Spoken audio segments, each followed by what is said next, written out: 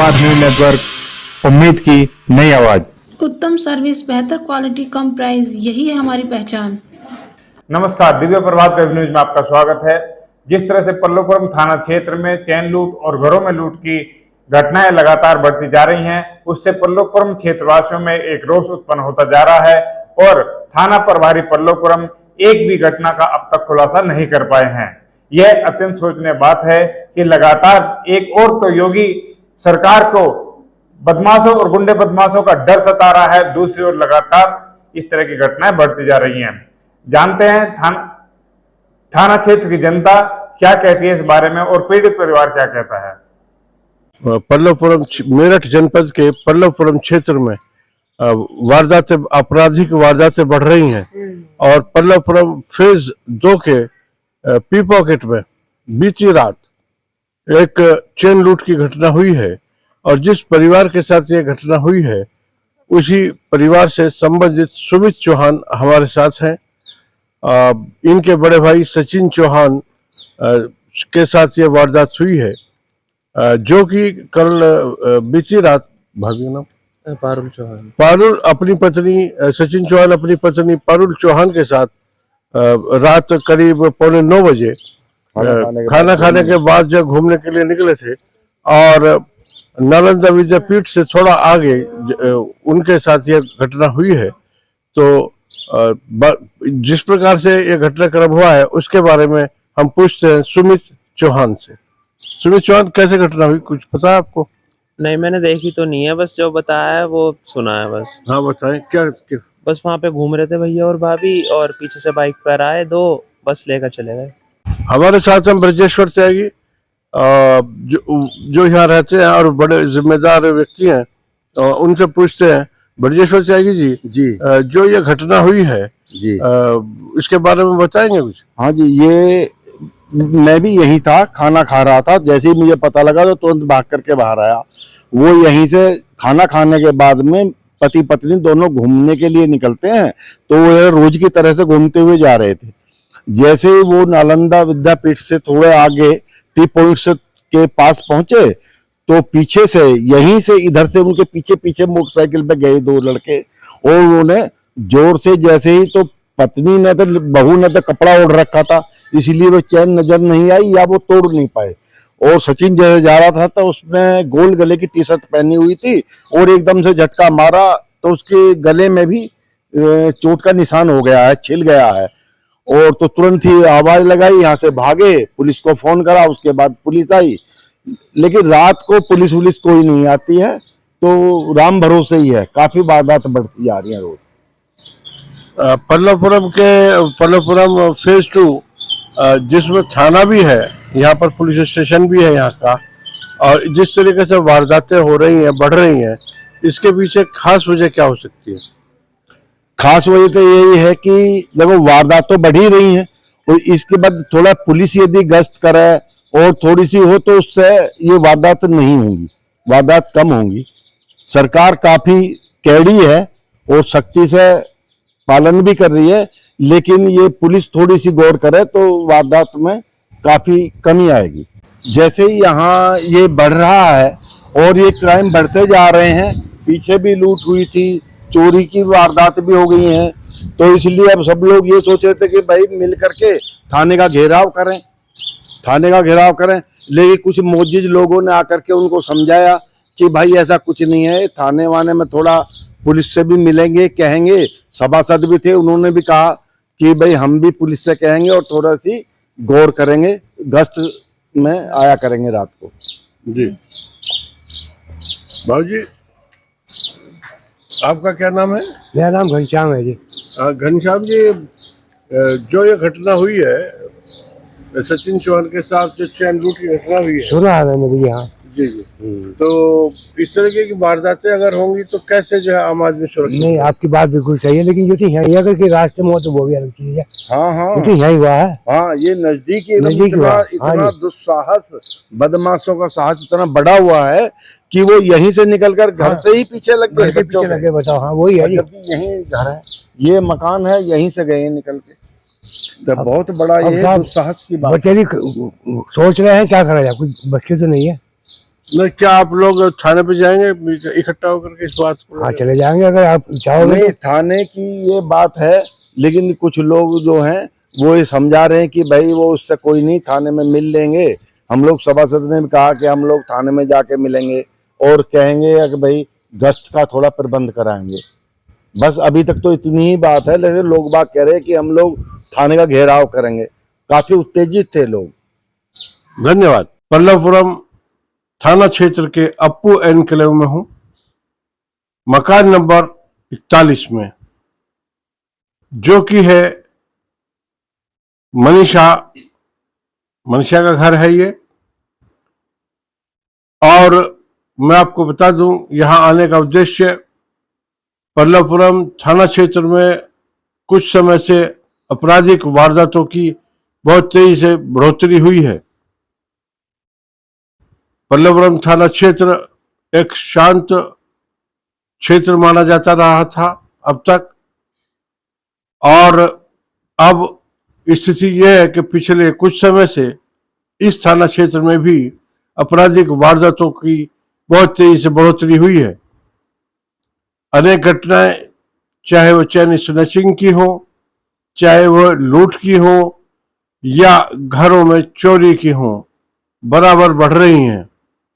इन घटनाओं को लेकर के क्षेत्रवासी बहुत चिंतित हैं और दहशत में हैं, और उन्होंने मेरठ के जिला प्रशासन और पुलिस अधिकारियों से ये मांग भी की है कि इस क्षेत्र में जो पुलिस की लापरवाही हो रही है, रात्रि में गश्त नहीं हो रहा है, ये सारी बातें पल्लवपुरम में जब हमने बात की थी पी पॉकेट के अंदर, वहां सामने आई। और अब बात करते हैं अप्पू एनक्लेव में मकान नंबर 41 में जो घटना हुई है मनीषा के घर, और मकान नंबर 44 में जो सरिता शर्मा का घर है, वहां पर ये घटनाएं हुई इन्हीं दिनों में। तो हम मनीषा से पूछते हैं कि उनके घर में कब घटना हुई और कैसे हुई। ये घटना लगभग ऐसे बताया जा रहा है कि 12 तारीख को दोपहर के टाइम घटी, जैसा मतलब ऐसे बताया जा रहा है। तो मैं यहाँ नहीं रहती हूँ, मैं अपने बेटे के साथ मुंबई में रहती हूँ। तो 14 तारीख की सुबह मेरी मेड है, वो उसके पास गेट की चाबी रहती है, वो आती है, सिर्फ़ पौधों में पानी डालती है। तो 14 तारीख को सुबह जब वो पौधों में पानी डालने आई, तो उसने देखा कि अंदर का दरवाज़ा-वरवाज़ा सब खुला पड़ा है।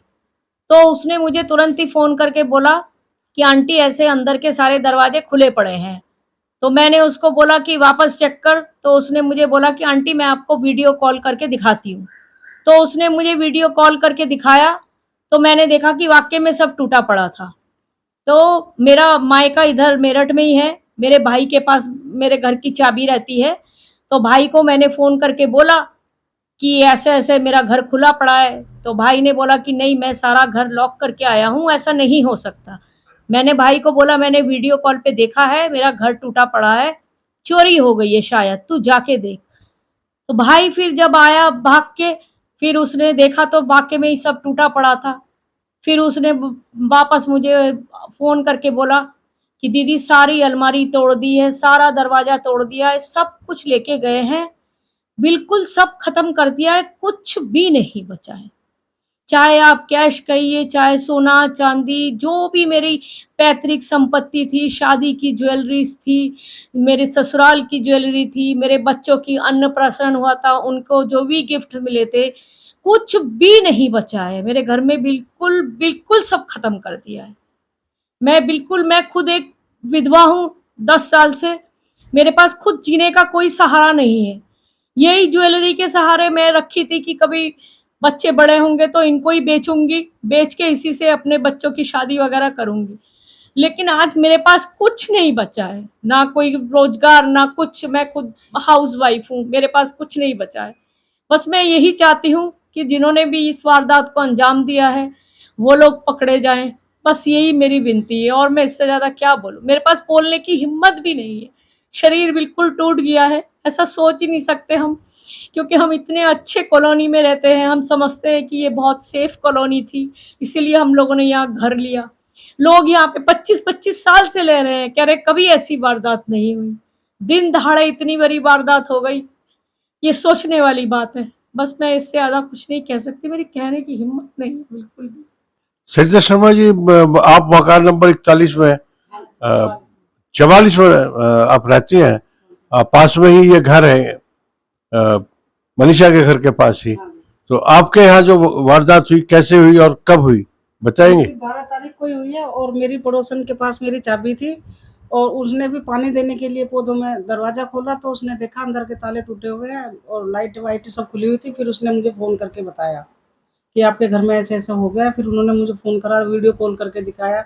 तो मैं अपनी बेटी के घर गई हुई थी, तो वहाँ से फिर मैं आई और आके फिर पुलिस वाले आए हुए थे, सब लेके गया हुआ था, सब लोग वो सब तोड़े हुए, अलमारी तोड़ रखी है बाहर से ही सारी। आपके साथ भी जो है, जो वारदात हुई है आपके घर में, तो घर में कोई नहीं था उस समय कोई पर? नहीं था, मैं भी 8 दिन से गई हुई थी घर से। शकुंतला त्यागी, आप इन दोनों की पड़ोसी हैं हाँ जी। और आपकी जानकारी में इन लोगों से पहले घटनाक्रम आ गया होगा, तो किस तरीके से आपको जानकारी मिली और आपने क्या स्टेप इस संबंध में उस समय पर लिया जो आपको ठीक लगा होगा उस समय पर?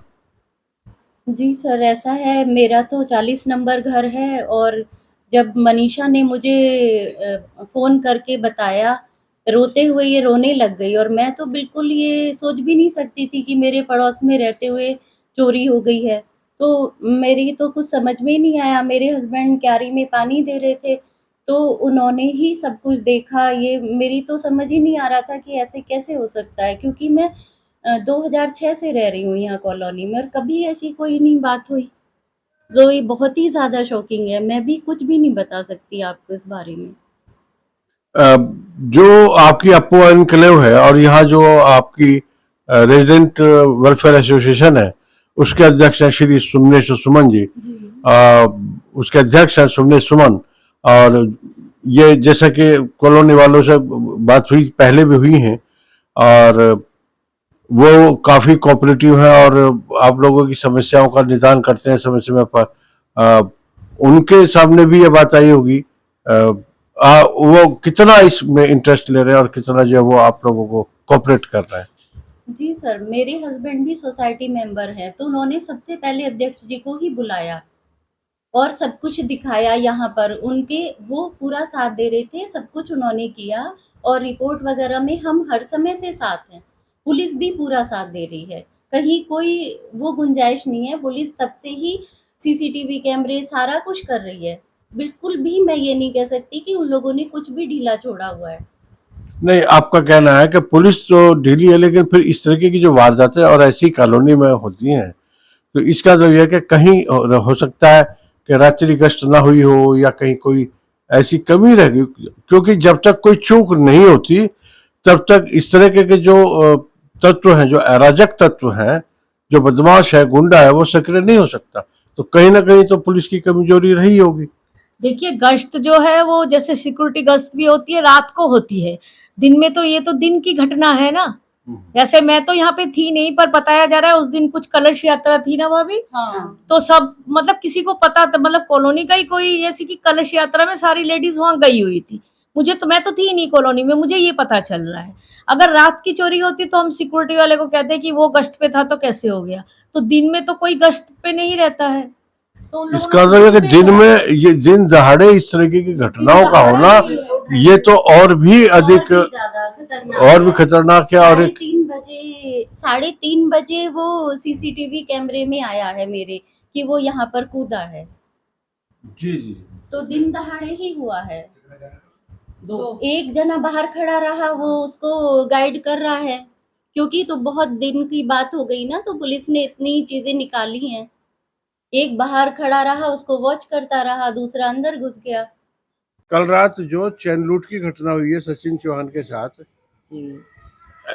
इस घटना को लेकर के इलाके में, आपके क्षेत्र में तो दहशत होगी। हाँ देखो भाई साहब, ये तो मैं ही बोल रही हूँ, चलो ये नहीं बोल पा रही है, ये दहशत तो है ही। दहशत में है। हाँ, जब अपने मोहल्ले की बात है, ये रहा मोहल्ला कितनी दूर है, 2 कदम चल के घर है उनका, तो मोहल्ले में दहशत तो सभी। मैं अपने रिपोर्टर कैमरामैन कहूंगा कि वो पूरा इलाका दिखा दें। बस ये हमारे आगे चल के रिपोर्टर घर है, और आप आगे को देखिए। कैमरामैन अभिषेक सिंह, इधर ही वो घर है। संदीप ने पढ़ी है। अरे रात 8:30 मुझे तो पता भी ना, यहाँ कुर्सी इतना आज हम अंदर में टीवी चला रही खाना खा रही, मैं तो उस टाइम पे बैठी हुई, इसने लाला ने तेज आवाज कर रखी। इस पूरे घटनाक्रम की जानकारी जब एसओ पल्लवपुरम से ली गई तो उन्होंने हमें बताया कि चोरों की जानकारी हो चुकी है, सीसीटीवी फुटेज उन्हें प्राप्त हो चुके हैं और वो खुलासा करने के बहुत नजदीक हैं और जल्द समय आने पर बहुत जल्दी उसका खुलासा कर दिया जाएगा। हाँ, एसओ पल्लवपुरम बोल रहे हैं? दिव्य प्रभात न्यूज नेटवर्क से पंकज सिंह बात कर रहा हूँ। ये कौन से चैनल से? दिव्य प्रभात है। ये बताएं। तो मैं कहता हूँ ये भी 3-4 घटनाएं जो लूट और चैन स्नैचिंग ये हुई हैं अपो एनक्लेव में, कल यहाँ पल्लवपुरम फेज 2 में हुई है। हाँ। तो इसमें अभी क्या कार्रवाई आगे हो रही है? और अभी तक जैसे एक गुरुकुल इंटर कॉलेज के प्रधानाचार्य के यहाँ हुई है, उनकी भी अभी तक कोई ऐसी कार्रवाई नहीं आ पाई सामने। कई 2-3 महीने हो गए उन्हें भी। गुरुकुल वो जो है ना, उसकी पूरी डिटेल अगर प्रगति चाहते तो मैं बनवा दूंगा, वो वाली भी उसकी भी। जी जी ठीक है। और जो ये वाली आपको एनक्लेव वाली जो है, घटना स्थल से लेकर गाजियाबाद तक, मोहन नगर तक फुटेज मैंने क्लियर कर ली है। कम से कम 100 जगह फुटेज हाईवे पे देखते हुए गाजियाबाद तक मैंने क्लियर कर ली है और फुटेज और बीटीएस उठवा दिया रोड का और घटना स्थल का। अच्छा, और उसमें पहचान चोरों की या इनकी पहचान? हाँ, पहचान बिल्कुल पहचान हो चुकी है। मोहलिया जो है पहचानने में आ रहा है। अच्छा, तो हीरो होंडा मोटरसाइकिल है साइन उसमें। जी जी, तो कब तक हम उम्मीद करेंगे इनमें से किसी का एक का खुलासा हो जाएगा? कहाँ से बोल रहे हैं आप? मैं ये पल्लवपुरम से ही बात कर रहा हूँ। अब मैं कौन सी मीडिया से बोल रहे हैं? दिव्य प्रभात। अब लगे हुए हैं, अब मैं ऐसे कैसे टाइम बता सकता हूँ आप? अच्छा, नहीं, थोड़ा सा ये है ना, जब बिल्कुल आप नजदीक खड़े हैं, चोरों की पहचान हो चुकी है, तो उस वजह से मैं जानना चाह रहा था। नहीं, मैं अब ये तो आप अगर आप निकाले तो ये चीजें निकालिएगा। चल ठीक है जी, बस ये जानना था कि आप तक क्या अपडेट रही है और कैसा है। आपने अच्छा बताया और काफी नजदीक लग रहा है, जैसे आप बता रहे हैं कि बिल्कुल नजदीक पहुंच गए हैं, उनके शिनाख्त हो चुकी है और हमें उम्मीद है कि आप बहुत जल्दी इसका खुलासा करेंगे और हमें आपकी प्रशंसा करने का मौका मिलेगा। धन्यवाद जी।